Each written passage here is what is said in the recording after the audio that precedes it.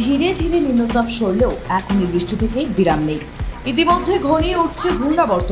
অপরদিকে রাজ্যে সক্রিয় দক্ষিণ পশ্চিম মৌসুমী বায়ু, যার জেরে কলকাতা সহ দক্ষিণবঙ্গের একাধিক জেলায় বজ্রবিদ্যুৎ সহ বৃষ্টি হতে পারে, সঙ্গে বইতে পারে দমকা ঝোড়ো হাওয়া।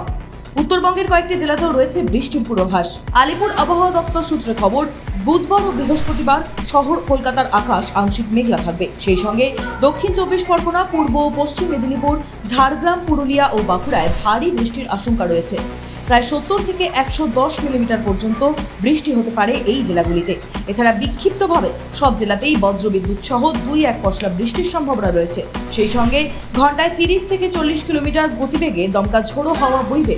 বুধবার কলকাতা এবং তার পার্শ্ববর্তী অঞ্চলে সর্বোচ্চ ও সর্বনিম্ন তাপমাত্রা যথাক্রমে 32 ডিগ্রি এবং 27 ডিগ্রি সেলসিয়াসের আশেপাশে থাকবে এবং বাতাসের আপেক্ষিক আর্দ্রতা সর্বোচ্চ 92%, সর্বনিম্ন 61%।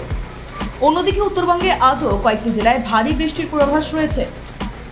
দুই পার্বত্য জেলা দার্জিলিংয়ের কালিম্পংয়ের পাশাপাশি জলপাইগুড়ি, উত্তর দিনাজপুর জেলায় আজ ভারী বৃষ্টি হতে পারে।